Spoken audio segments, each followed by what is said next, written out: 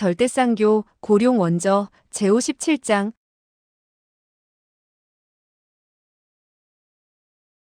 57. 의회 속의 의회. 소호하는 그 흑의인의 번개 같은 일장이 덮쳐오자 다시금 놀랐다. 그러나 당황함 속에서도 재빨리 일장을 뿜어내어 막으며 큰 소리로 외쳤다. 내 놈이야말로 강별하기 변장한 놈인데 감히 누구를 속이려 드느냐?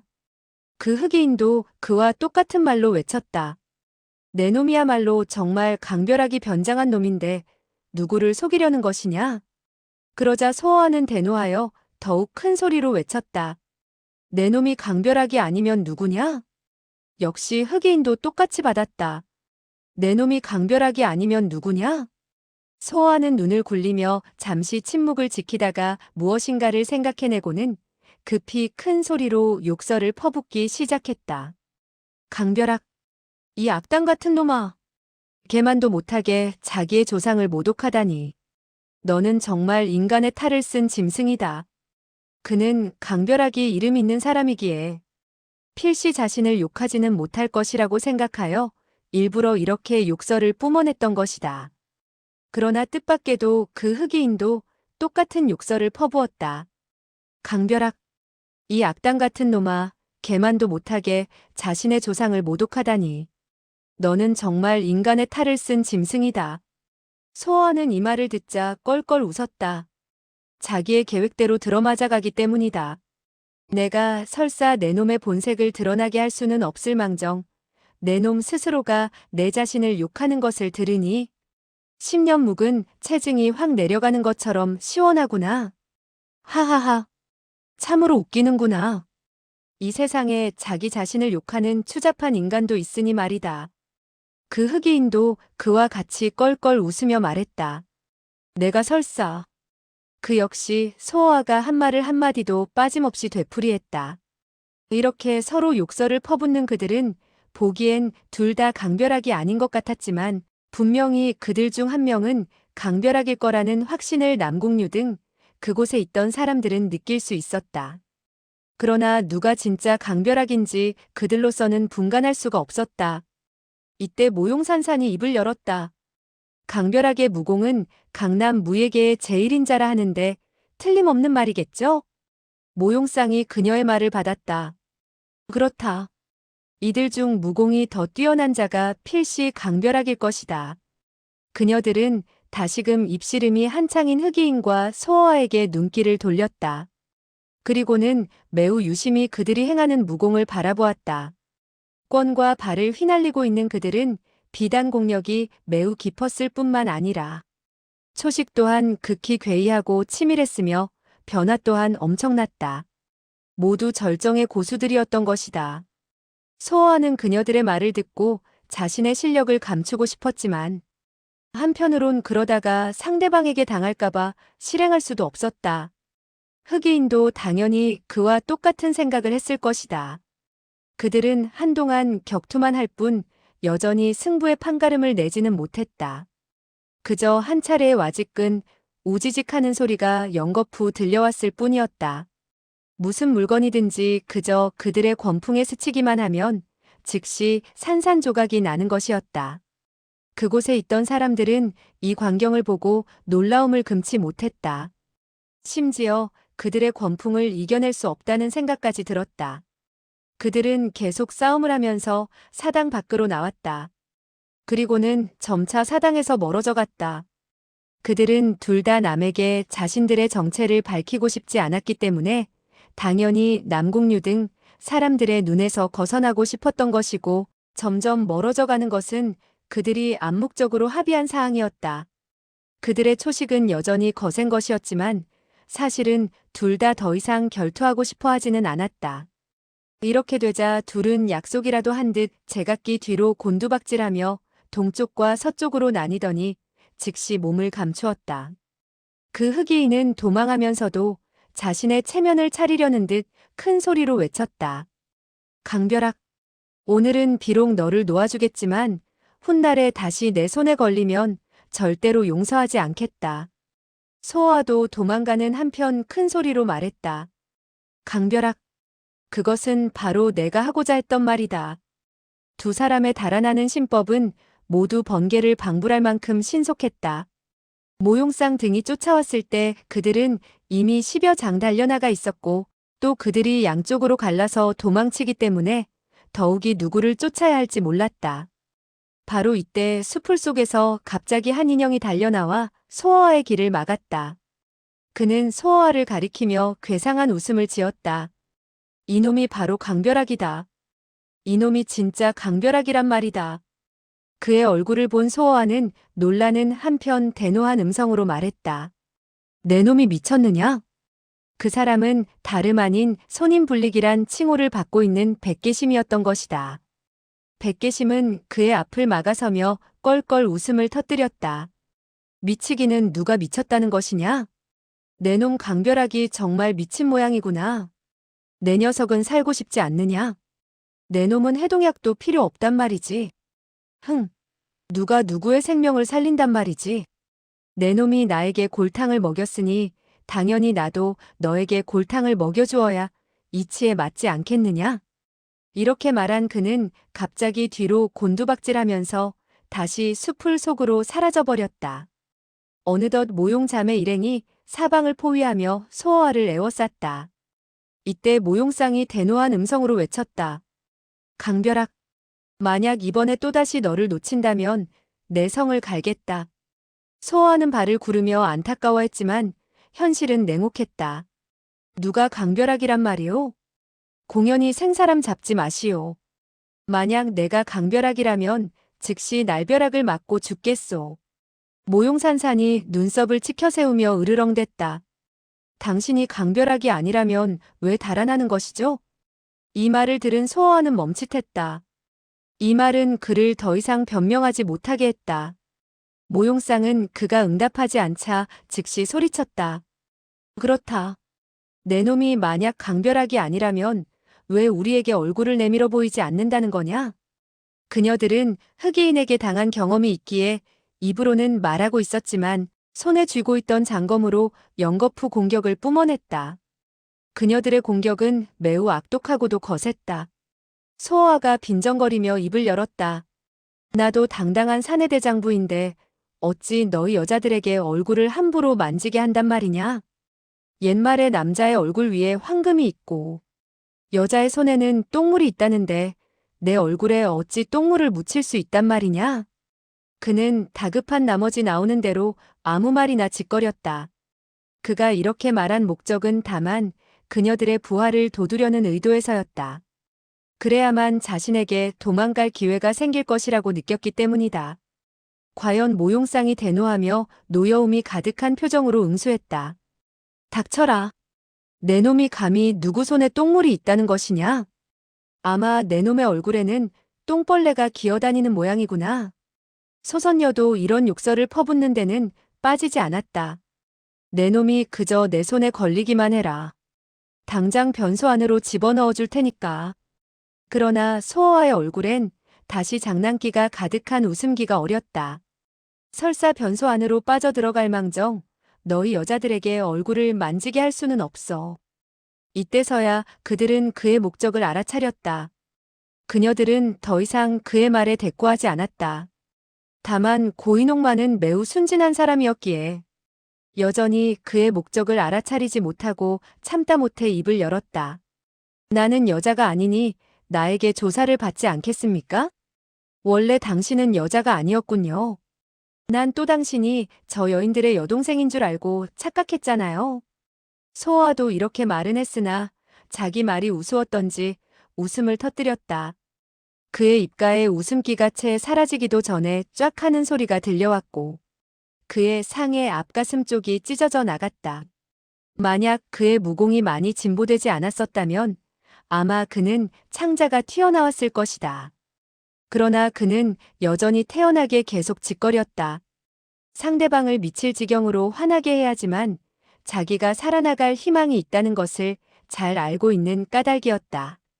그는 이미 목숨을 걸었기에 추호도 두려움이 없었다. 일이 이렇게 된 마당에 죽기 아니면 살기였다. 호랑이 굴에서도 정신만 차리면 살 수 있다는 옛말이 있지 않은가. 이때 그는 진검과 남궁류가 격투 속으로 끼어들지 않고 그저 옆에서 자기가 도망 못 가게 지켜보고만 있는 것을 알고는 다시금 웃음 띤 얼굴로 말했다. 무예계의 인물들은 모두 모용가의 사위를 부러워하고 여복이 많다고 하지만 내가 보기에 당신들은 곰보나 콧찡찡이에게 장가가는 것이 차라리 나았을 것이라 생각하오. 모용상은 그의 말에 대꾸하지 않으려 했지만 이 말을 듣자 참지 못하여 냉소를 터뜨렸다. 우리 모용자매가 곰보나 콧찡찡이보다 못생겼단 말이냐? 모용 집안 아가씨들의 아름다움은 자타가 공인하는 사실인데 내가 어찌 감히 못생겼다고 말하겠소. 하지만 모용 집안의 사위는 뭡니까?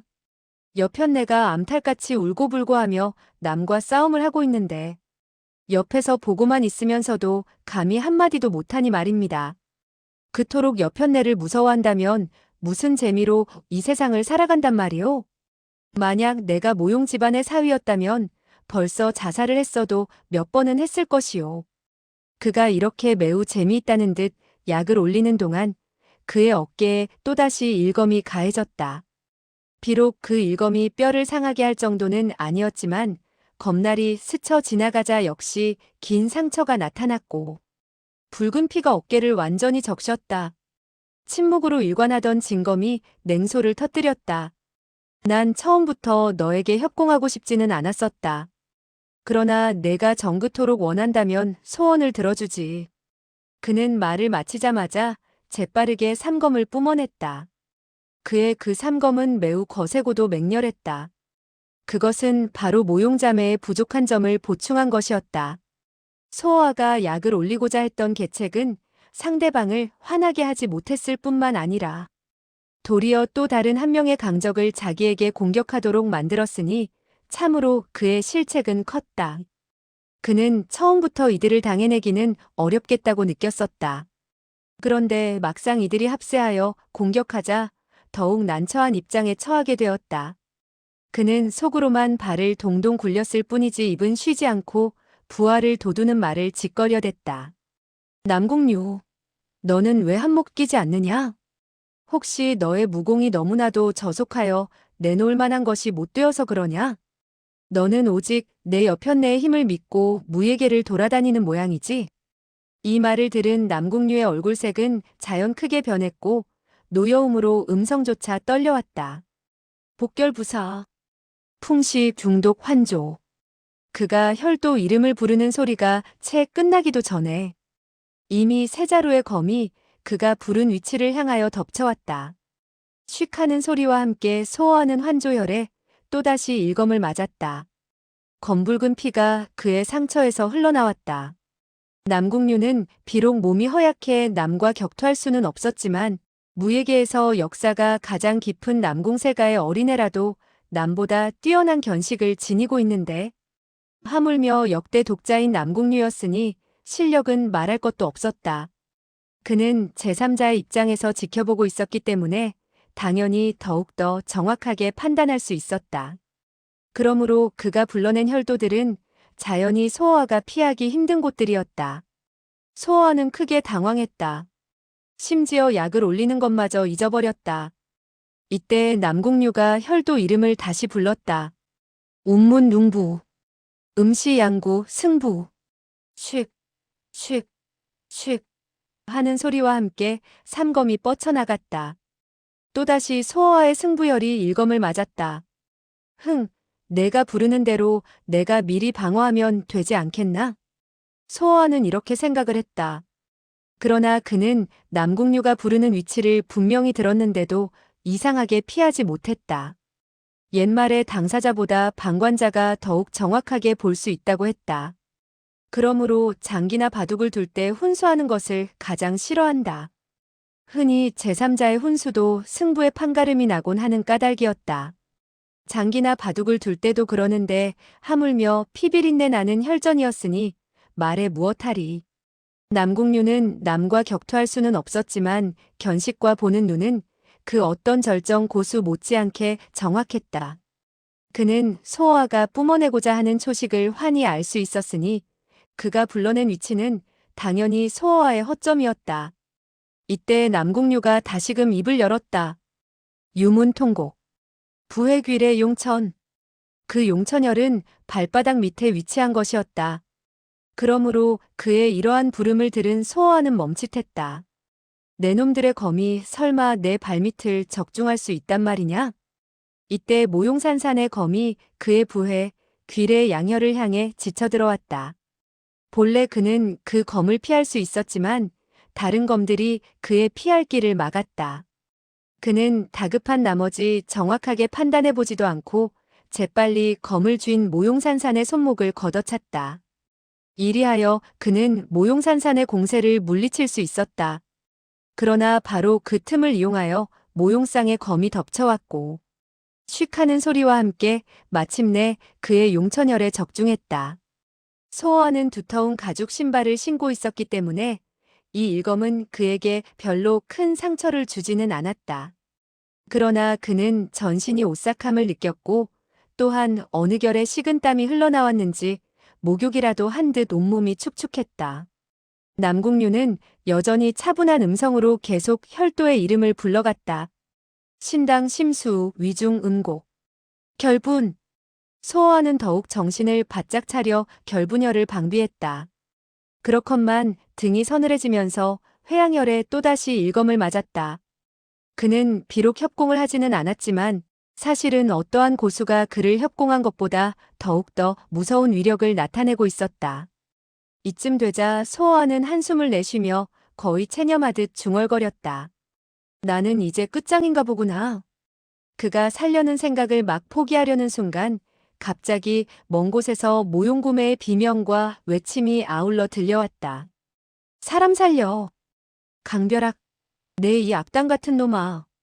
셋째 언니, 둘째 언니, 나 좀 살려줘요.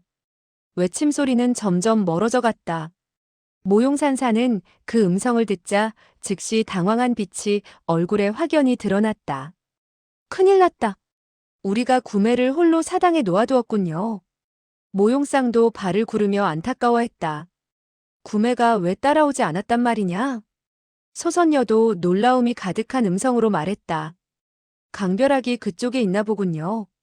고인옥도 입을 열었다. 이 사람은 정말 강벼락이 아니군요.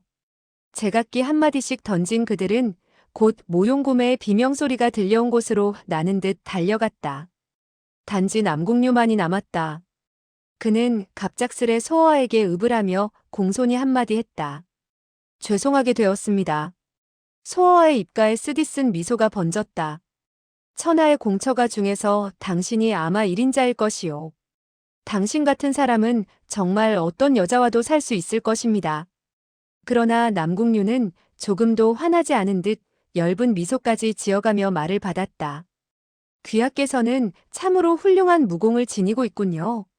마치 각 문파의 장점을 모아 새로운 자신의 무학을 창작한 것 같이 말입니다. 다만 초식을 뿜어낼 때 아직 미숙한 점이 있어서 가끔 허점이 생깁니다. 그것은 아마도 귀하께서 다른 곳에 신경을 쓰느라고 무학 방면에는 정신을 기울이지 못한 탓 같습니다. 후일 그 점만 고친다면 설사 내가 옆에서 훈수한다 해도 아무런 효과가 없을 것이요. 소어와는 그의 겸손한 교훈을 듣자 갑자기 멈칫하며 의아한 생각이 들었다. 당신은 왜 나에게 이런 말을 하는 것이요?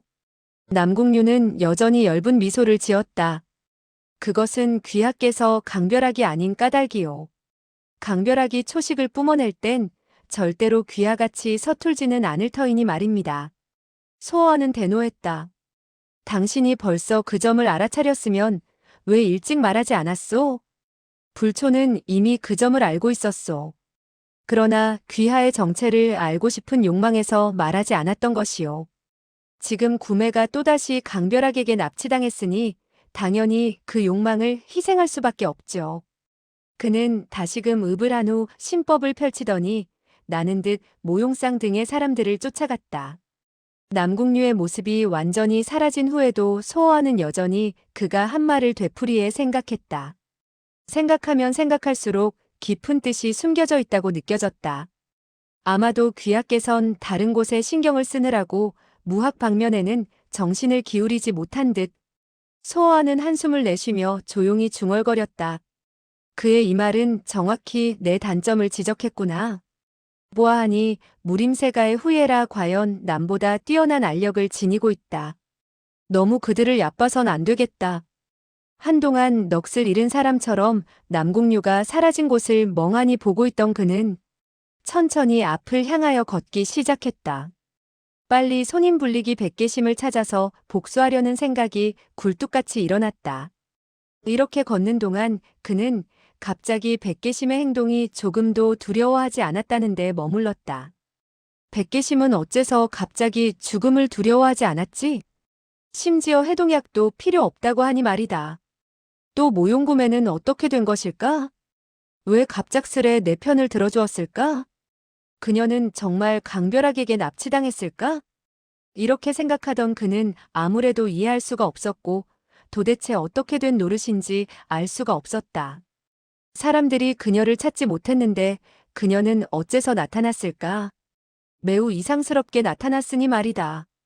그런데 그녀는 어째서 내 편을 들어주었단 말이냐? 그녀가 만약 제정신을 차렸다면 나를 죽이기도 바빴을 텐데 어째서 나를 도와주었단 말이냐? 소호하는 생각을 거듭하면 거듭할수록 영문을 알 수 없었다. 이리하여 그는 모든 잡념을 생각하지 않기로 했다. 이때 그는 온몸에 입은 상처가 욱신욱신 아파오기 시작했다. 그는 숲속으로 가서 큰 나무를 찾아 그 아래서 휴식을 좀 취하기로 했다. 그는 어릴 때부터 약물로 자라왔기에 몸은 실로 샘물과도 같았다. 때문에 이 정도 상처쯤은 전혀 신경을 쓰지 않았다. 상처에서 비록 질식할 정도의 통증이 느껴져도 별로 걱정은 안 되었다. 별들은 점점 사라져갔고 동쪽 하늘이 차츰 밝아왔다. 숲속에서는 새들의 노랫소리가 즐겁게 들려왔고 대지에는 한 가닥의 형용하기조차 어려운 평화스러움과 조용함이 마음의 안정을 가져다 주었다. 소호아는 두 눈을 감으며 낮은 음성으로 중얼거렸다. 나는 정말 남의 일에 너무 많이 참견했나 보구나. 하지만 밥만 먹고 아무 일도 하지 않을 수가 없지 않은가. 더군다나 그 일들은 모두 나에게 찾아온 것이니 설사 피하려고 한들 피할 길이 없지 않은가 말이다. 그는 이렇게 중얼거리고는 있었지만 사실 태어날 때부터 얌전하게 살 수 없는 운명을 지니고 있었다. 그저 사나흘 동안만 할 일 없이 지낸다면 즉시 못 견딜 정도로 전신이 쑤시곤 했다. 조용하고도 평화스러운 이 숲속에서 그는 차츰 꿈속으로 빠져들어갔다. 오랜만에 포근히 잠을 자려 했던 것이다.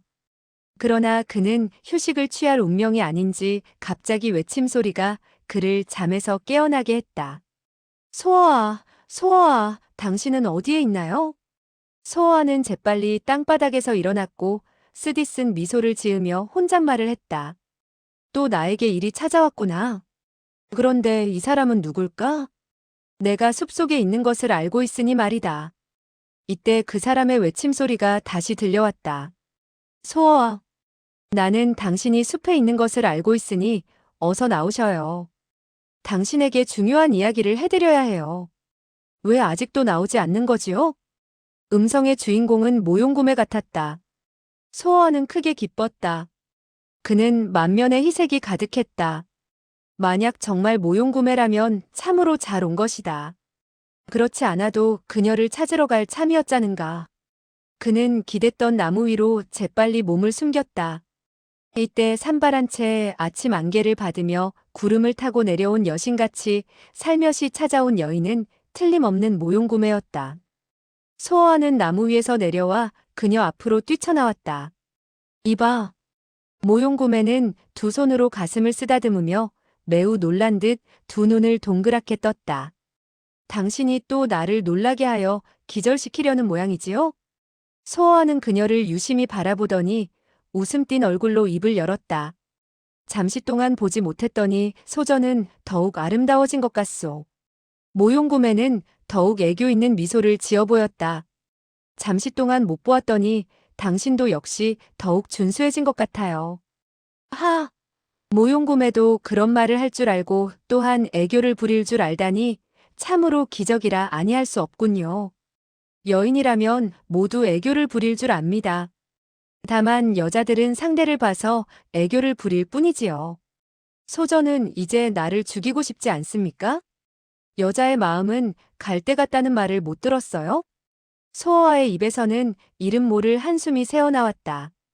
옳은 말씀이요. 여자에겐 사랑도 쉽게 변하는 것인데 하물며 원한은 더욱 쉽게 잊을 수 있겠죠. 모용구매는 큰 눈을 깜빡거리더니 다시 웃음 띤 얼굴을 했다. 여자를 사랑해보지 않은 사람은 절대로 여인의 마음을 깊이 알 수 없는 거예요. 당신도 혹시 사랑의 상처라도 입은 적이 있나요? 그렇습니다. 내가 바로 여자들에게 가장 상처를 많이 입은 피해자 중에 한 사람이지요. 모용구매는 여전히 웃었다. 누가 당신에게 상처를 주었나요?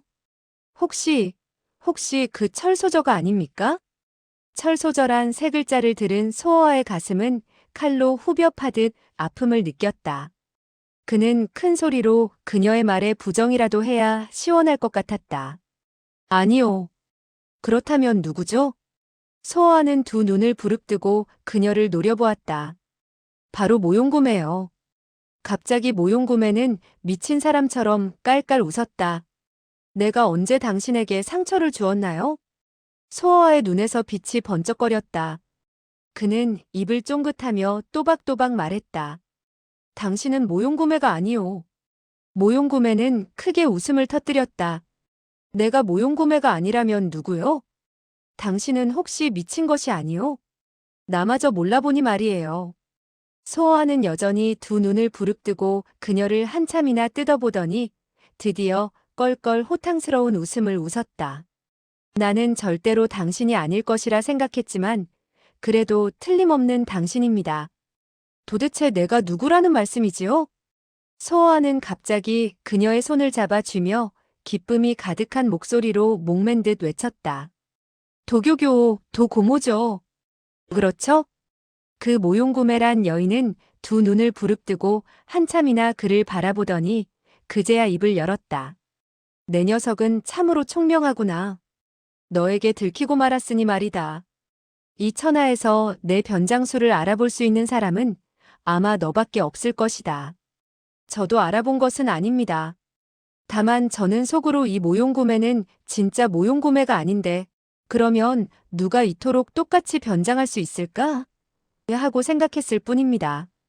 그런데 나만이 그렇게 할 수 있다고 생각되어 나라고 짐작했단 말이냐? 그렇습니다. 하지만 저는 도 고모가 정말 이곳에 왔다고는 믿을 수가 없었습니다.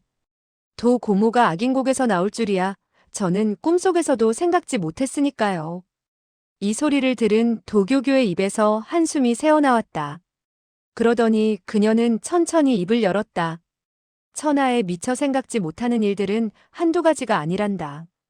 소어와는 두 눈을 부릅뜨고 놀라움이 가득한 음성으로 물었다.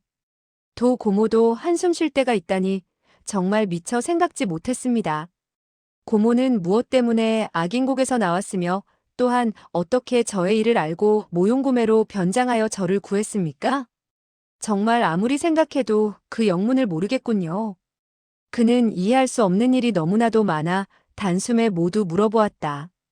도교교는 표정을 달리하며 말했다. 내가 연거푸 나에게 이토록 많이 물어보니 나보고 어떻게 대답하라는 것이냐? 소어와는 차분히 물었다. 고모는 악인곡을 떠난 지 얼마나 되셨어요? 아마 반년은 넘었을 것이다. 근 2년 동안 저의 행방을 아는 자는 거의 없다고 할 수도 있는데 고모님은 어떻게 저의 일을 알고 또한 어째서 모용구매로 변장하셨지요? 악인곡에서 나온 후 너의 걸작을 몇 가지 들었지만 확실한 너의 행방은 찾을 길이 없었지. 수소문도 해봤지만 여전히 너의 행방을 알 길이 막연했었어. 소어와는 매우 의기양양한 듯 눈을 깜빡거렸다. 물론 알 까닭이 없겠죠. 제가 만약 숨으려고 마음만 먹는다면 이 세상에서 저를 찾아낼 수 있는 사람은 아무도 없을 테니까요. 너를 찾으려고 그렇게 애를 써봤지만 결국에는 못 찾았지. 그런데 며칠 전 우연히 너를 만났지. 저와 만났다고요? 왜 저는 모르고 있었죠? 비단 너와 만났을 뿐만 아니라 심지어 너와 얘기도 나누어 보았는데. 소호와는 쓰디쓴 미소를 지으며 의아심이 가득한 음성으로 물었다. 참으로 이상하군요. 저와 말까지 했다니. 도교교는 깔깔거렸다. 너는 무척이나 흉악해졌더군. 두 눈을 부릅뜨고 마치 나를 잡아먹을 듯 했지. 나는 정말 너의 그 흉악한 눈초리가 무서워서 너를 가까이 하지 못하고 멀리 도망갔단다. 그녀의 이야기 속엔 다분히 과장된 말도 있었다. 그러나 소호와는 여전히 놀란 표정이다. 그러다가 문득 한 생각이 떠올랐다. 알았어요. 도 고모가 바로 내가 바로 나구 형제 집에서 일하는 그 멍청한 시녀였단다. 참으로 탐복했습니다. 그토록 똑같이 변장할 수 있었으니 말입니다. 저는 정말 그 멍청한 시녀가 고모인 줄은 미처 생각지 못했어요. 도교교는 소호와가 하는 것처럼 눈을 깜빡거리더니 그의 음성을 흉내내며 말했다. 당연히 미처 생각하지 못했겠지. 내가 만약 숨으려고 마음만 먹었다면 이 세상에서 누가 나를 찾아낼 수 있단 말이냐. 소호와는 박수를 치며 크게 웃었다. 훌륭합니다. 다행히 고모가 저로 변장하지 않았으니 망정이지. 저로 변장했다면 아마 저도 누가 진짜 강소호인지 분간하지 못했을 거예요. 그는 한참이나 호탕하게 웃었다. 그러다가 갑자기 웃음을 멈추고 정색을 했다. 하지만 그날까지 고모는 저를 만난 적이 없지 않습니까? 그렇다. 고모가 점이라도 치신다면 모르거니와 그렇지 않은 이상 제가 나구의 집에 갈 것이라 미리 알 수 없었잖아요. 안 그래요? 나는 신이 아닌데 어떻게 예측할 수 있었겠니? 그러면 고모가 어째서 그 멍청한 시녀로 변장하고 그곳에서 저를 기다렸습니까? 나는 너를 기다리기 위해서 그곳에 숨어 있었던 것이 아니야. 저를 기다리기 위한 것이 아니라면 왜 그곳에 숨어 있었단 말입니까? 도교교의 눈 속에서 갑자기 한 가닥의 흉악한 빛이 솟구쳐 나왔다. 나구 형제 때문에 내가 그곳에 숨은 것이다. 소호와는 그제야 깨달은 듯 흥미가 가득한 음성으로 물었다. 이제 알았어요. 고모는 그들 형제와 원한이 있죠? 그 속의 비밀을 너는 알지 못한다. 무슨 비밀이 숨겨져 있단 말입니까? 내가 이번에 악인곡에서 나온 것은 한편으로는 너를 찾기 위해서이기도 했지만 또 한편으로는 다른 두 사람을 찾기 위해서였어. 그들이 바로 고모님이 찾고자 하는 사람들입니까? 도교교는 그의 말에 응답하지 않고 화제를 돌렸다. 20년 전 10대 악인 중 5명이 악인곡으로 쫓겨 들어왔지. 그때 상황은 매우 위급하고 다급했기에 그들은 많은 중요한 물건들을 휴대할 겨를이 없었어. 소호와는 고개를 끄덕였다. 옳은 말씀입니다. 고모와 이숙부, 두백부. 몇 분들은 오랫동안 강호를 휩쓸고 다녔기 때문에 당연히 얻은 물건도 많았겠지요. 또한 고모와 아저씨들이 갖고 있는 물건들은 당연히 매우 진귀한 것들이었겠고요. 그렇다. 그렇기 때문에 우리도 그 물건들을 버리기가 매우 아까웠지. 하지만 우리가 그것을 휴대할 여유가 없었기 때문에 다른 사람에게 악인곡까지 운반해달라고 부탁할 수밖에 없었지. 그래서 누구에게 그 부탁을 했습니까? 너도 알다시피 우리들은 강호에서 친구라고는 전혀 없었다. 다만 10대 악인에 속하는 사람들만이 겨우 조금 통하는 점이 있다고 할 수 있을 뿐이었으니 말이다. 그 점에 대해서는 저도 잘 알고 있습니다. 도교교가 다시 말을 이었다. 그래서 우리들은 오직 남은 5사람에게 부탁할 수밖에 없었지. 그러나 그 광사 철저는 화가 나면 심지어 자기의 생명도 생각지 않는 사람이었기 때문에 그에게는 부탁할 수가 없었지. 그리고 손님 불리기 백계심은 비단 믿을 수 없었을 뿐만 아니라 이대취와 뼈에 사무친 원한을 지니고 있으니 더욱 그에게 부탁할 수 없었어. 만약 악독이 헌원삼광에게 부탁하면 그는 도박하여 완전히 잃을까봐 더욱 안 되었겠군요. 도교교는 참다 못해 웃음을 터뜨렸다. 그렇지. 그 악독이는 비록 평생 동안 도박으로 지내왔고 자신이 누구보다도 도박의 명수라고 자부했지만 여전히 자주 바지까지 잃곤 했단다. 옛말에 도박을 취미로 삼아 자주 하면 신선이라도 잃는다 했는데 하물며 그는 도기에 불과했으니 말입니다. 그 당시 우리는 그 물건들을 미사인 불배명 소미미에게 운반을 부탁하기로 결정했다. 그런데 그녀는 어디론가 사라졌고 우리가 그녀를 찾아내려고 무척이나 노력했지만 끝내는 헛수고로 돌아가고 말았던 것이야. 소어하는 속으로 생각했다. 그녀는 이미 땅바닥 속에 숨어 들어갔는데 당연히 찾지 못했겠지. 그는 이 말을 해야 좋을지 안 해야 좋을지 망설이다가 끝내는 하지 않았다. 이때 도교교가 다시 말을 이었다. 그렇기 때문에 생각을 거듭한 우리들은 결국 구양 형제에게 부탁할 수밖에 없다고 생각했지. 그 구양 형제가 바로 병명전편이와 영사부를 휴란 칭호가 있는 사람들입니까? 그렇다. 그들은 매우 구두쇠인 까닭에 그 물건들을 그들에게 부탁하면 절대로 잃어버릴 우려는 없었지. 제가 보기엔 다른 사람들보다 그들이 더욱 믿을 수 없는 존재라 생각합니다. 그들 형제는 죽어도 이득을 얻겠다는 칭호까지 갖고 있으니 고모와 아저씨들이 그 물건을 그들에게 부탁한 것이 양을 호랑이 입에 갖다 준 격밖에 되지 않았겠는걸요? 그 당시 우리도 그 점을 생각 못한 건 아니었지만 구양 형제가 가장 두려워하는 존재가 이득을 상관하지 않고 살인을 일삼는 혈수 두 살인 까닭에 절대로 감히 그 물건들을 삼키지 못할 거라고 생각했지. 그러나 그들 형제는 혈수 두 살이 이미 악인곡으로 쫓겨 들어갔으니 감히 다시 나오지 못할 것이라 생각하고 두려움 없이 정말 그 물건들을 삼켰던 것이야. 그들 형제는 창자가 터져나올 것을 두려워하지 않았단 말이오. 감히 고모나 아저씨들의 물건을 삼켰으니 말입니다. 도교교의 말 속엔 원한이 가득히 서려 있었다. 악인곡에서 20년 동안을 기다렸지만 그들은 여전히 물건을 보내오지 않았어. 그래서 우리는 죽지 않는 한 언제든 복수해야겠다고 맹세했지. 그러기 때문에 고모가 악인곡에서 나오자마자 그들을 찾으려고 했던 것이군요. 그렇다. 그 구양 형제가 혹시 나구 형제와 무슨 관련이라도 있습니까? 도교교는 또박또박 끊어가며 힘주어 말했다. 나구 형제가 바로 구양 형제야. 소어하는 이 말을 듣자 깜짝 놀랐다.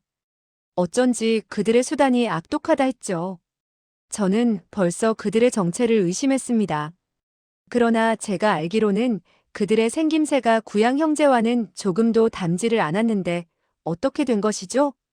20년 동안 그들은 일부러 자신들을 뚱뚱하게 키웠단다. 그들은 원래 젓가락만큼이나 말랐었어. 그러나 지금은 뚱뚱하게 키운 까닭에 심지어 얼굴의 생김새마저 달라졌지. 전혀 알아보지 못하게 말이다. 그들 형제는 정말 누구보다도 영악하며 가장 훌륭한 변장술을 생각해낸 것이다. 옳은 말씀입니다. 자연적으로 불어난 살로 변장한 것은 어떤 변장술보다 더욱 훌륭할 거예요. 그들이 그러한 방법을 생각해낼 수 있었으니 과히 천재라 아니할 수 없군요. 나는 구양 형제를 찾다 못 찾아서 고민을 하고 있는 동안 나구 형제가 근래에 와서 해낸 일들을 듣게 됐어. 나는 곧 그들을 의심하게 되었고 그래서 찾아왔지. 처음 그들을 봤을 땐 그들이 옛날 피골이 상접했던 구양 형제라고는 도저히 믿어지지 않았단다. 고모는 그래도 의심이 완전히 가시지 않았고 더욱 확실하게 조사하기 위하여 도교교가 그의 말을 다 듣지도 않고 중간에서 가로챘다. 그 시녀를 단칼에 죽여버리고 그 시녀로 변장했지. 고모 같은 총명한 사람이 멍청한 시녀로 변장하니 당연히 알아차릴 수 있는 사람이 없겠죠. 그동안 나는 그들이 바로 구양 형제란 것을 알아냈어. 다만 즉시 그들의 정체를 파헤치면 그들이 달아날까봐 경거망동을 못한 것이야. 더군다나 설사 그들을 잡을 수 있다 해도 그 물건들을 숨긴 장소를 말하지 않을까봐 기다릴 수밖에 없었던 것이야. 그래서 고모는 그 물건들을 숨긴 장소를 알 때까지 복수에 불타는 마음을 억지로 참는단 말씀이에요? 만약 내가 인내력이 강하지 않고 줄곧 지금까지 참아오지 않았다면 지금쯤 너는 이미 지옥으로 들어갔을 것이다. 그것만은 틀림없는 사실입니다. 다른 점은 제쳐놓고라도 고모가 그 멍청한 시녀로 변장하지 않았던들 어떻게 모용구매와 접촉할 수 있었으며 또한 어떻게 그토록 흡사하게 변장할 수 있었겠어요. 소어는 쓰디쓴 미소를 띄었다. 처음엔 그 정신착란을 일으킨 소녀가 모용구매라는 것을 알지 못했어. 그러나 의아심은 있었지. 그래서 할 일 없을 때마다 심심풀이로 그녀의 인피가면을 만들었단다. 그렇지 않았다면 방금 같은 짧은 시간 안에 변장 도구도 지니지 않은 내가 어떻게 그녀로 변장할 수 있었겠느냐. 소아는 눈알을 굴리며 뭔가를 생각하는 듯 하다가 갑자기 냉소를 터뜨렸다. 고모가 가면을 만든 것은 심심풀이가 아닐 것입니다. 그렇다면 내가 뭐 때문에 인피가면을 만들었다는 말이냐? 고모는 필요할 때가 되면 그녀를 없애고 그녀의 모습으로 변장하려고 하였죠. 그렇게 되면 그 나구 형제가 더욱 고모를 의심하지 않는 한편 고모가 조사하고자 하는 일이 더욱 쉽게 이루어질 수 있으니 말입니다. 과연 내 녀석의 머리는 비상하구나. 내 마음속의 일들을 완전히 파헤치고 말았으니 말이다.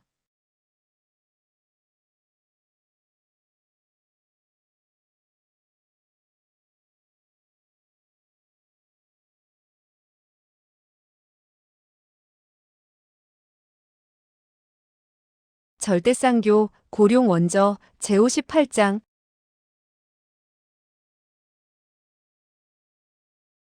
58. 괴인 동선생의 출현. 고모의 그 계획이 비록 치밀했지만 뜻밖의 제가 모용구매를 데려가는 바람에 모든 것이 수포로 돌아갔고 그 가면 또한 고모에게 여전히 가치를 잃었죠. 그러므로 고모는 폐물 이용격으로 심심풀이로 저를 살려준 것에 불과하죠. 내 녀석이 무슨 말을 그렇게 하느냐? 내가 성의껏 너를 구해준 것이 오직 폐물 이용이며 심심풀이로밖에 생각되지 않느냐? 소어하는 웃음 띤 얼굴을 할 뿐 그녀의 말에 응답하지 않았다. 도교교는 그가 가만히 있는 것을 보자 다시 말을 이었다. 나는 너를 발견할 때부터 너에게 온갖 정신을 다 기울였어. 그 원인은 내가 구양 형제와 함께 있는 것이 필시 무슨 꽁꽁이 속이 있을 것이라 생각되었던 까닭이지. 어제 새벽 너와 흑지주가 모용구매에게 편지를 쓰라는 말도 나는 엿들었단다. 그녀는 애교가 가득한 웃음을 짓더니 다시 말을 이었다. 내가 밖에서 지켜주지 않았다면 아마 너희들은 벌써 구양 형제에게 들켰을 것이다. 소어는 깜짝 놀랐으나 겉으로는 여전히 태연한 체하며 웃음 띤 얼굴로 말했다. 설사 그들에게 들켰다 해도 그리 대수로운 일은 아니었습니다. 내가 공연히 도와줬나 보구나. 고모는 그 편지에 관한 내용을 들었기에 제가 사당에 갈 것이라고 생각하지 않았습니까? 도교교가 그의 말을 가로챘다. 그리고 나는 백계심을 만난 적이 있단다. 그 말에 소어하는 다시 놀랐다. 백계심. 고모는 언제 어디서 그와 만났어요? 내가 진흙으로 무슨 놈의 흑살 최명환인가 하는 것을 만들었을 때 나는 이미 그곳에 있었다. 소어하는 의아한 표정으로 고개를 갸우뚱거렸다. 이상하다. 고모가 그 근처에 숨어 있는데 제가 왜 고모를 발견하지 못했을까요? 너의 지금 실력으로는 나를 충분히 발견할 수 있었지. 그러나 그 당시 나는 백계심과 마주 보고 있었던 까닭에 손짓으로 그 보고 외치고 떠들라고 했지. 너의 주의력을 분산시키기 위해서 말이다. 또한 그 당시 너는 자신의 실력에 도취되어 있었으니 어찌 다른 곳에 신경을 쓸 여유가 있었겠나? 어떠한 상황 아래서도 주의력을 기울이지 않으면 안 되나 보군요. 소어하는 잠시 말을 멈추었다가 불현듯 무엇이 생각난 듯 중얼거렸다. 어쩐지 방금 백계심이 저보고 해독약을 달라지 않는다 했지요. 그는 벌써부터 고모에게 그것이 진흙에 불과하다는 것을 들었군요. 제가 그에게 진흙을 독약이라고 먹였으니 그는 당연히 저에게 골탕을 먹이려 했겠죠. 화풀이를 하기 위해서 말입니다. 만약 이 우연한 일들이 이토록 정확하지 않았다면 아마도 오늘이 너의 제삿날이 되었을 것이다. 소어하는 정색을 했다. 그 일들이 보기엔 매우 우연한 것 같지만 사실은 모두가 인과응보입니다. 이러한 결과는 더없이 합리적이지요. 오직 골탕을 먹은 자는 강별하길 뿐이다. 누군가에게 골탕을 먹이려면 당연히 그와 같은 사람을 골탕 먹이는 것이 가장 재미있죠. 만약 성실한 사람을 골탕 먹일 것이면 차라리 집에서 발 닦고 낮잠이나 자는 편이 낫습니다. 한참이나 생각에 잠겨있던 도교교가 고개를 끄덕였다. 일리 있는 말이야. 나쁜 사람에게 골탕을 먹이는 것은 정이 좋은 사람에게 골탕 먹이는 것보다 재미있겠지. 더군다나 그런 자들에게 골탕을 먹인다 해도 그는 자신이 재수 없다고 생각할 뿐이지 절대로 떠들며 다니지는 못할 테니까. 누군가 서로 내가 그에게 골탕을 먹여주었다는 말을 듣는다 해도 오히려 너에게 탄복할 뿐이지.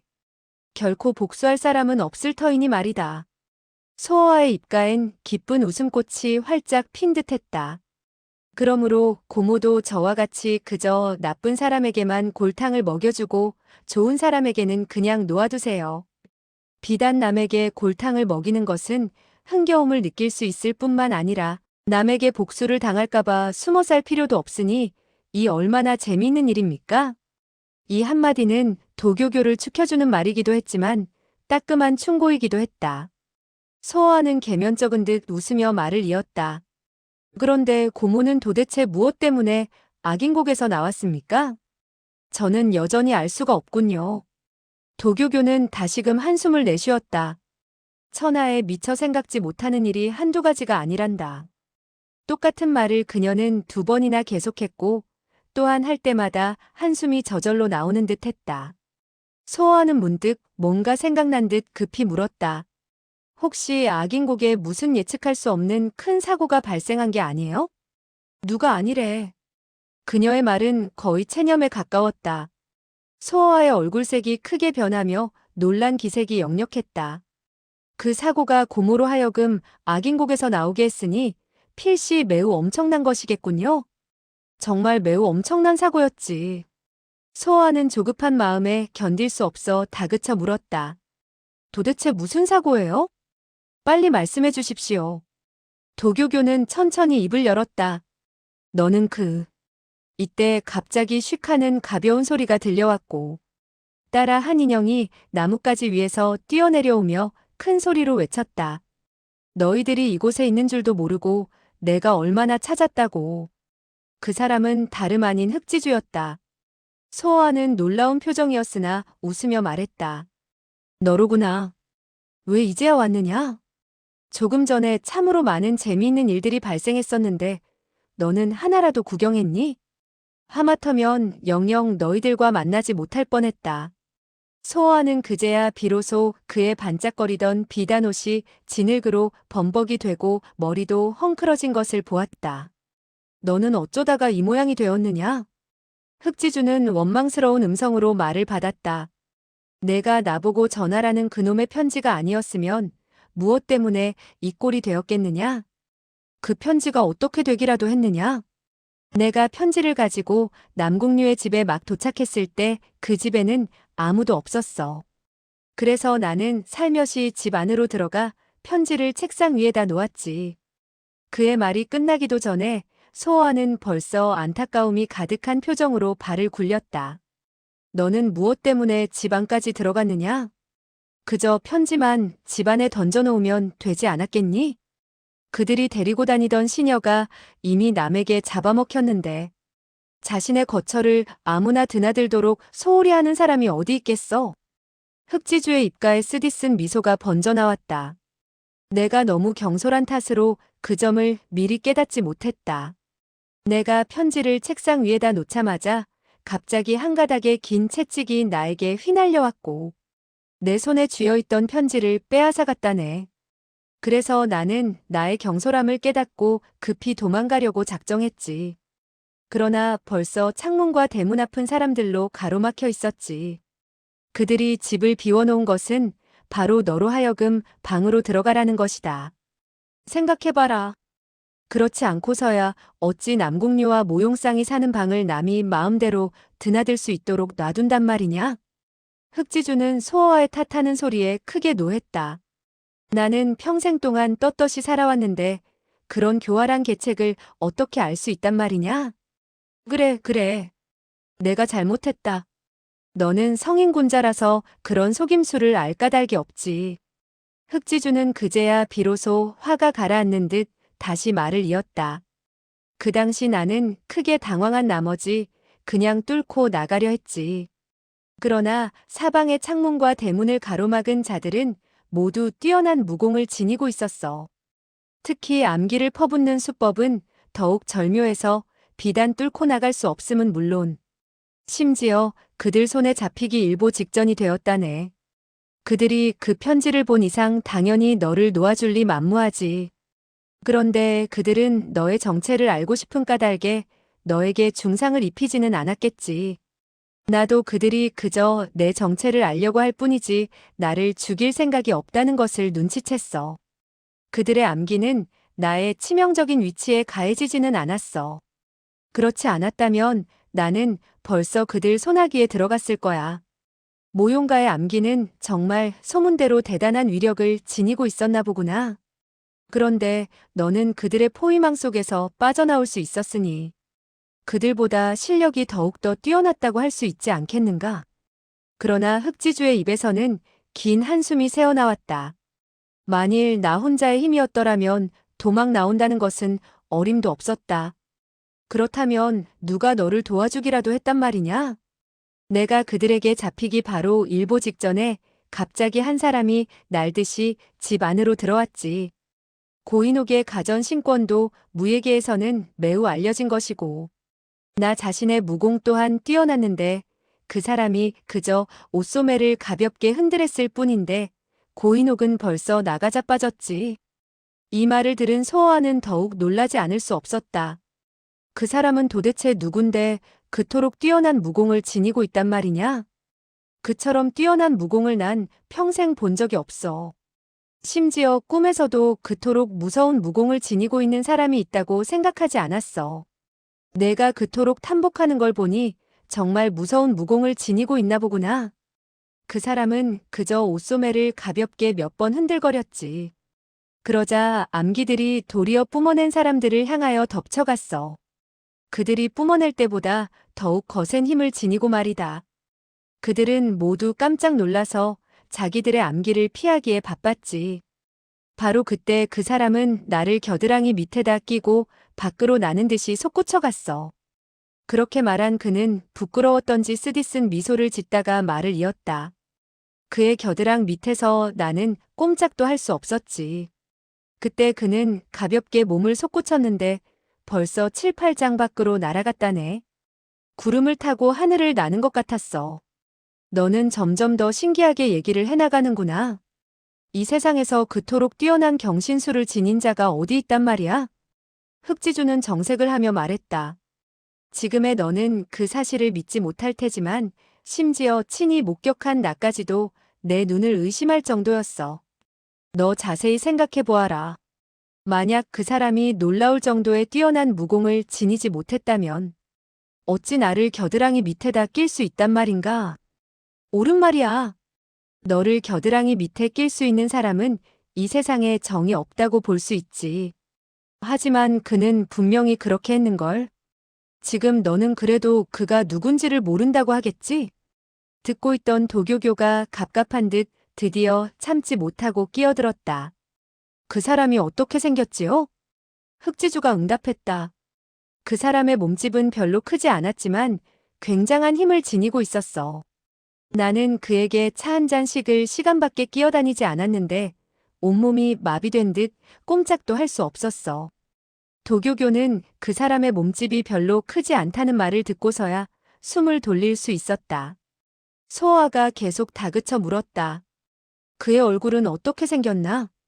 그의 얼굴에는 흉측한 청색의 구리가면이 가려 있었고 두 눈은 형용하기조차 어려운 음산한 빛이 도사리고 있었어. 심지어 배짱이 두둑하다고 자부한 나도 그의 얼굴을 단 한 번 바라보고는 더 이상 바라볼 용기가 나지 않았어. 등뼈가 오싹해지고 소름이 꽉 끼쳐 두 손은 식은땀으로 축축해졌지. 소호와는 그의 눈빛 속에서 아직도 놀라움과 공포에 질려 있다는 걸 발견하였다. 자신도 등줄기가 오싹함을 느꼈고 심지어 간담이 서늘해져 옴을 느꼈다. 도교교가 다시금 참다 못하여 끼어들었다. 그리고 그는 당신을 어떻게 했습니까? 그는 나를 껴안은 채 동산 위로 달려올라가 매우 큰 나무 위로 몸을 올리더니 그제야 나를 벌어진 나뭇가지에 놓았지. 그때 나의 온몸은 완전히 마비된 듯 꼼짝도 할 수 없었고 또한 감히 움직이지도 못했어. 그저 조금만 움직이면 떨어질까봐 말이다. 소아가 물었다. 그는 그때 어디에 있었느냐? 그 자신도 나뭇가지에 앉아 차디찬 눈초리로 나를 바라보고 있었지. 한마디 말도 없고 말이다. 그가 앉은 가지는 매우 연약한 것이라 갓난아기가 그 위에 앉는다 해도 부러질 정도였는데 그는 매우 편안한 것 같이 보였어. 그는 정말 괴상한 사람이구나. 무공이 너무 뛰어난 사람은 모두 괴상한 성격에다 괴상한 버릇을 지니고 있나 보지. 도교교가 그의 말에 찬성하지 않는지 불쑥 끼어들었다. 아마 그는 당신에게 감사하다는 말을 듣기 위해 기다리고 있었는지도 모릅니다. 아무래도 당신의 목숨을 구해주었으니 말입니다.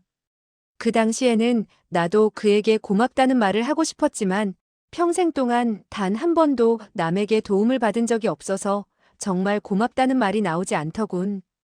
도교교가 다시 끼어들었다. 그렇다면 당신은 또 고생을 했겠는데요. 그래요. 그는 한동안 기다리더니 내가 아무 말도 할 기미가 없자 갑자기 나의 두 곳의 혈도를 점한 후 나를 나무 위에 놓아둔 채 어디론가 사라졌지요. 이렇게 말한 그는 문득 뭔가 생각난 듯 도교교를 바라보았다. 모용소적께서는 정신이 회복됐습니까? 도교교는 깔깔댔다. 정신이 회복됐냐고요? 글쎄 나도 잘 모르겠는데요. 이 한마디를 던진 그녀는 갑자기 몸을 돌려 날듯이 달아났다. 이러한 광경을 본 흑지주는 깜짝 놀랐다. 모용소적. 잠깐만 기다리시오. 가지 말아요. 그러나 도교교는 멈추지 않았고 벌써 멀리 사라져갔다. 흑지주는 달아나는 도교교를 뒤쫓아가려 했다. 그러나 소어아가 재빨리 그를 잡으며 웃음 띤 얼굴로 입을 열었다. 가게 놓아주어라. 흑지주는 의아한 눈동자로 소어아를 바라보았다. 하지만 그녀가 어째서. 그녀를 걱정하지 말고 우선 내가 당한 일이나 계속 이야기해 보아라. 흑지주의 머릿속에는 의아한 생각이 가득 찼다. 한참이나 넋을 잃은 사람처럼 서 있더니 결국 다시 이야기를 계속했다. 그때 바람은 점점 세게 불어 몸은 좌우로 흔들거리고 나뭇가지도 마치 끊어지려는 듯 흔들렸지. 하지만 나는 손가락 하나 꼼짝할 수 없었으니 간은 정말 콩알만 하게 되었다네. 그는 너의 생명을 구했는데 왜 다시금 너를 괴롭히려고 했을까? 차라리 그가 나를 구하지 않았다면 나는 그때같이 비참하게 되지는 않았을 게야. 나뭇가지에 앉아있는 나는 놀랍고 당황한 한편 분노도 느꼈지. 심지어 그의 살을 씹어먹고 싶은 충동까지 느껴졌어. 그러나 그의 그 귀신도 놀랄 무공을 생각하니 평생이 다가도 아마 복수할 기회가 없을 것이라 생각했지. 그런데 너는 어떻게 나무 위에서 내려왔지? 흑지주는 그 당시를 생각하는지 쓰디쓴 고소가 입가에 잠깐 번졌다. 내가 어떻게 복수를 할까 생각하고 있는 동안 그는 다시 내 앞에 나타나 내 마음을 환히 본 듯 갑자기 나에게 물어왔어. 너는 복수하고 싶은가? 하고. 내가 무엇을 생각하고 있는지 나는 환히 볼 수 있다. 비록 내가 입으로 말하지 않았을 뿐이지 눈으로 이미 모든 것을 완전히 털어놓았으니 말이다.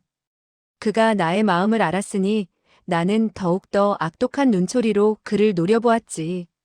그리고 속으로 설사 내가 나를 나무 아래로 밀어버린다 해도 이렇게 나무 위에서 고생하는 것보다는 낫겠다 하고 생각했지. 그런데 그는 밀기는커녕 도리어 나는 너의 생명을 구해주었는데 너는 어떻게 은혜를 갚을까 생각하지는 않고 미리 복수할 궁리만 하느냐 하는 것이었어. 참으로 묘한 사람이구나. 그 당시 나는 그의 물음에 말문이 막혔지. 원하는 비록 갚아야 했었지만 은혜도 아니 갚을 수는 없었지. 나 흑지주가 어찌 은혜를 잊고 신의를 저버리는 사람이 될 수 있단 말이냐? 오직 그의 무공이 그토록 뛰어났으니 비단 복수를 할 수 없었을 뿐만 아니라 심지어 은혜를 갚으려 해도 어떻게 갚아야 할지 막연했어. 어떤 때는 은혜를 갚는 것이 원한을 갚는 것보다 더욱 어려웠으니 말이다. 너의 그러한 생각이 아마 또 그 사람에게 들켰을 것이다. 과연 그는 또다시 내 마음속을 훤히 읽는 듯이 내가 말을 꺼내기도 전에 그가 먼저 너는 은혜를 어떻게 갚아야 좋을지 걱정하고 있느냐? 하고 물었어. 나는 그저 콧방귀를 뀌며 아무 말도 대답하지 않았지. 그때 그는 또다시 입을 열었어. 너는 다른 사람을 위하여 편지를 전해줄 수 있는데 나를 위해서도 편지를 전해줄 수 있겠는가? 나는 결국 참다 못해 그에게 물었지. 그저 내가 당신을 대신하여 편지를 전해주기만 하면 은혜를 갚는 것이요? 그는 놀랍게도 고개를 끄덕이며 품에서 편지를 한 장 꺼내어 나보고 누구에게 전해주라는 것인지 내가 어디 한번 맞춰보아라. 나는 모르겠다고 대답했지. 그러자 그는 나보고 그 편지를 화무결에게 전하라고 하더군. 소어하는 눈에서 빛이 번쩍거리며 웃음 띤 얼굴로 입을 열었다. 일이 점점 재미있게 벌어져 나가는데? 그와 화무결이 도대체 무슨 관계가 있지? 왜 너보고 편지를 전하라는 것이지? 그가 분명히 직접 화무결에게 전할 수 있었을 텐데 말이다. 혹시 그는 화무결과 만나고 싶지 않아서인지도 모르지. 설사 그가 화무결과 만나고 싶지 않다 해도 그의 그렇게 뛰어난 경신술로 아무도 모르게 화무결의 침대 위에 편지를 갖다 놓을 수 있을 텐데 말이다. 흑지주는 잠시 동안 생각에 잠기더니 소어아를 바라보며 웃음을 터뜨렸다. 분명히 매우 간단한 일이라도 그저 내가 생각하기만 하면 즉시 복잡하게 변해버리는구나. 원래 나는 확실히 알고 있었는데 너의 해설을 듣고 도리어 뭐가 뭔지 모르게 되었다. 그 일의 내막은 절대로 간단하지 않을 것이네. 흑지주는 문득 뭔가 생각난 듯 갑자기 그의 말을 가로챘다. 혹시 그는 내가 은혜를 갚을 수 없다고 생각했기에 일부러 나에게 은혜를 갚을 기회를 준 것이 아닌가? 소아도 잠시 생각해보더니 대답했다. 그럴 가능성도 있지. 그와 같은 괴상한 사람은 확실히 그런 괴상한 생각을 해낼지도 모르지. 너는 비록 남에게 은혜를 빚지고 싶지 않겠지만 그 역시 남에게 은혜를 빚놓고 싶지 않았을지도 모르니 말이다. 바로 그럴 것이다. 나는 남에게 빚지고 싶지 않고 또한 남에게 빚을 놓고 싶지도 않아.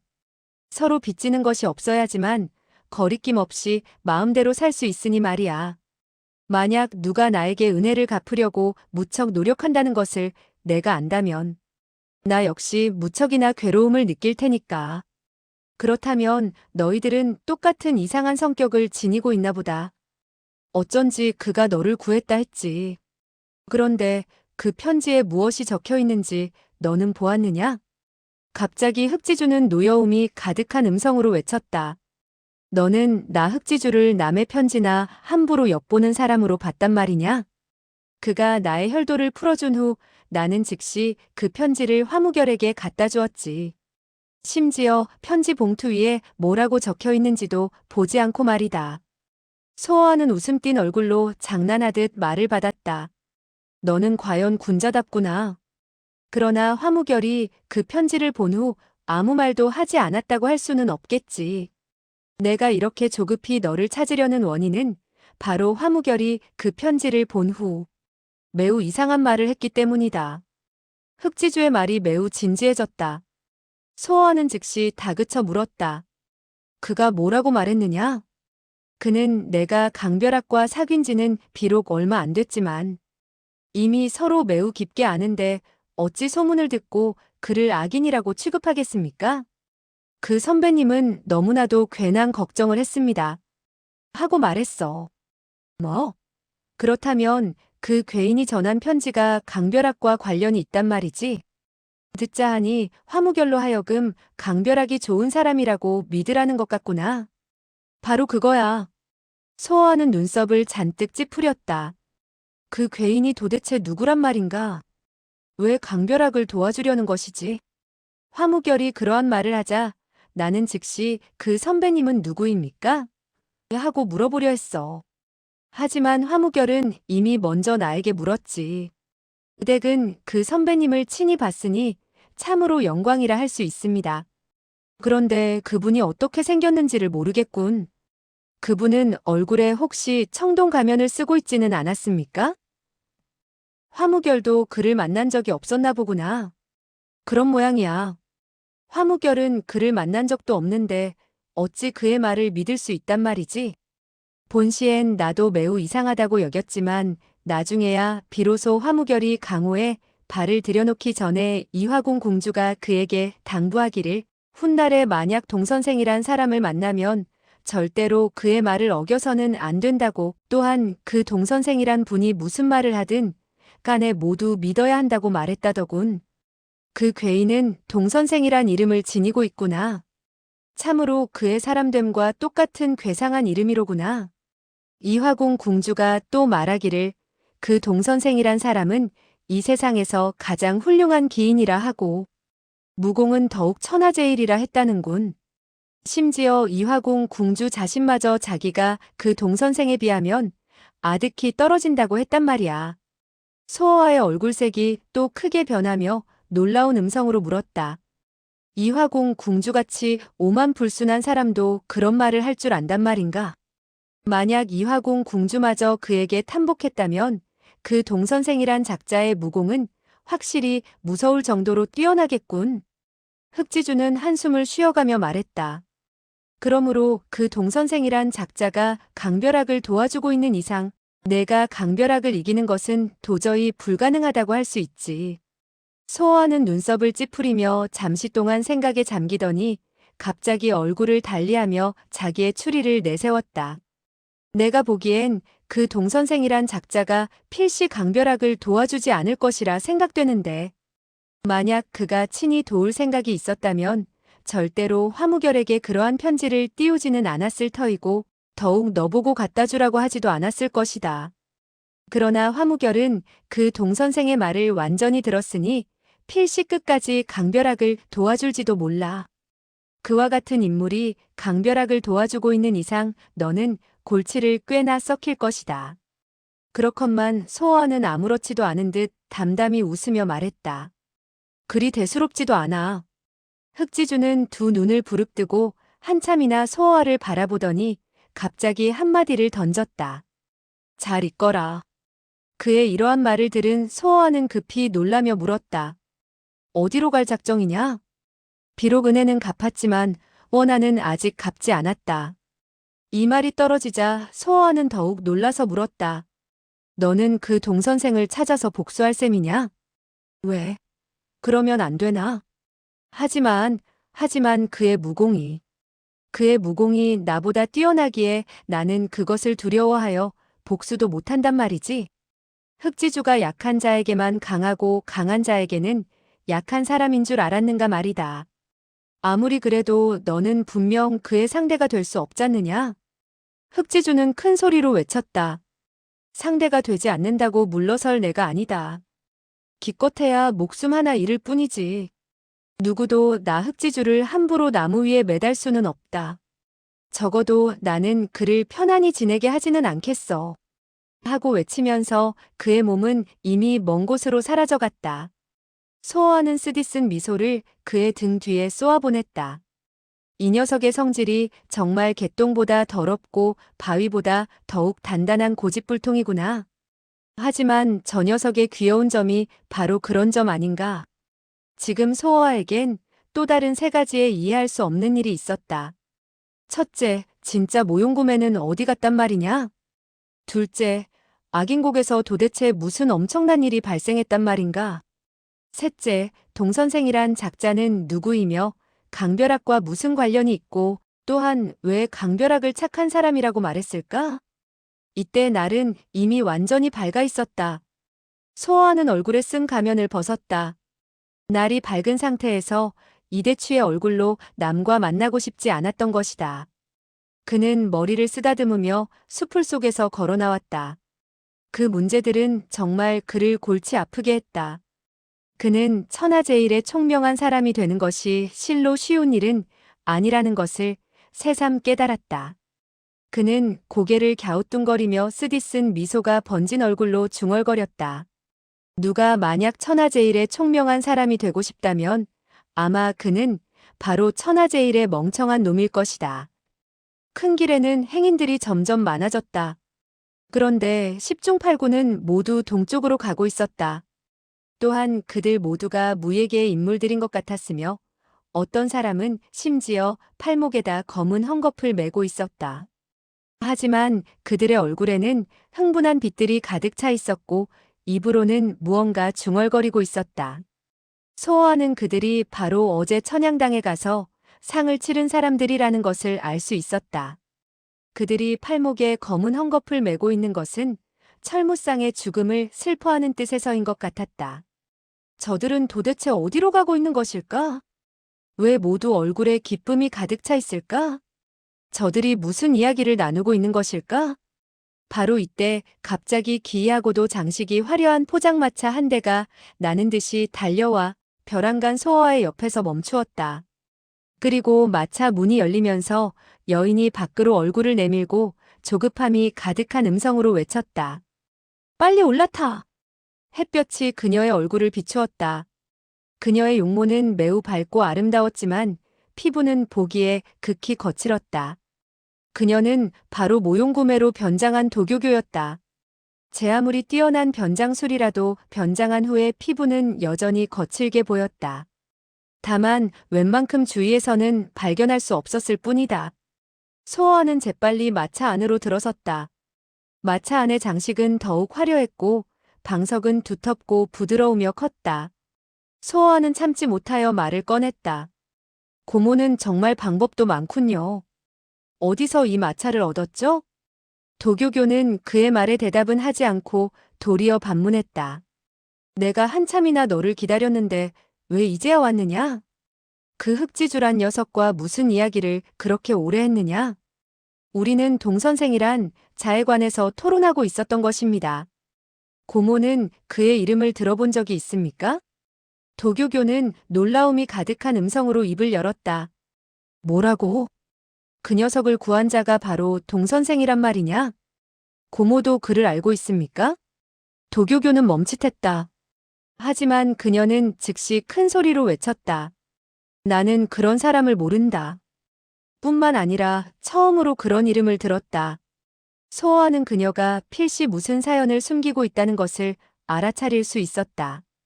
다만 도교교가 하기 싫은 얘기는 그 누구도 하게 할 수 없다는 것을 그는 너무나 잘 알고 있었다.